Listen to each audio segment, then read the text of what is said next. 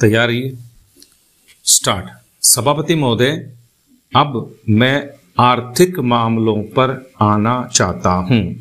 मैं अधिक समय नहीं लूंगा।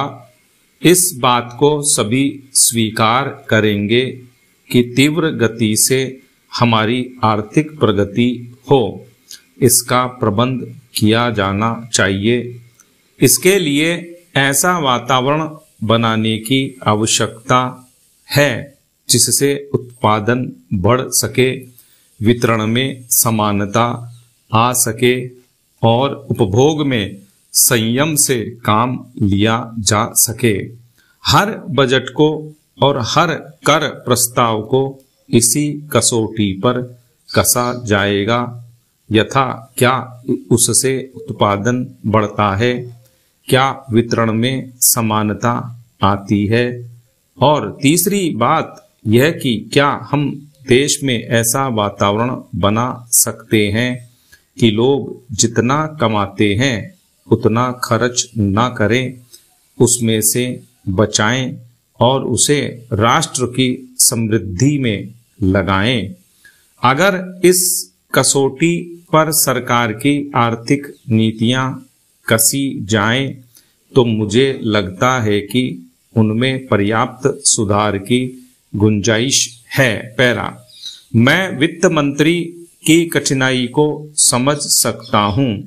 विकास की आवश्यकता अधिक धन की मांग करती है।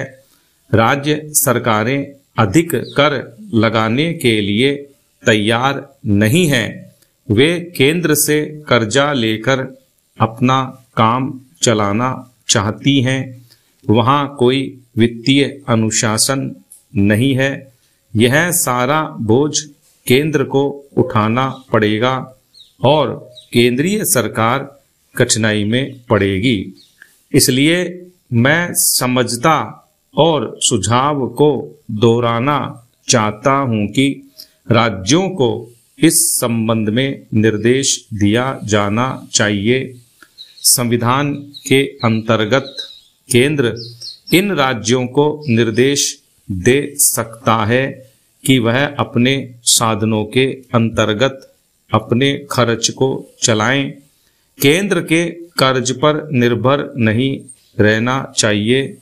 विशेष परिस्थितियों में कर्जा दिया जा सकता है, लेकिन कर्जा लेकर अपना काम चलाना यह उनका स्वभाव नहीं बनना चाहिए। अपवाद रूप में कर्जा लेकर वह किसी विशेष परिस्थिति का सामना करने के लिए प्रस्तुत हों तो उसका विरोध नहीं किया जा सकता। पैरा, दूसरी बात यह है कि देश में सादगी और संपत्ति को उड़ाने के बजाय उसे उत्पादक कार्यों में लगाने का वातावरण बनाना चाहिए। मैं नहीं जानता वित्त मंत्री महोदय इससे कहां तक सहमत होंगे, लेकिन आज देश में समाजवाद की चर्चा बहुत होती है। लोगों का समाजवाद की ओर देखने का दृष्टिकोण विकृत हो गया है।